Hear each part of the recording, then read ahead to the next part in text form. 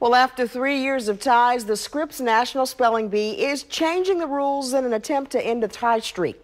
This year, the top spellers will sit for a written tiebreaker test before they begin spelling words in the primetime finale. It will include 12 spelling words and 12 vocabulary words and will not be televised. Results will be sealed in envelopes and revealed only if 2 or 3 spellers get through the final rounds unscathed. The speller with the highest score would then be declared the champion. So the only way it would end in another tie this year is if the top spellers get the same score on the test. The Scripps National Spelling Bee begins on Sunday, May 28th.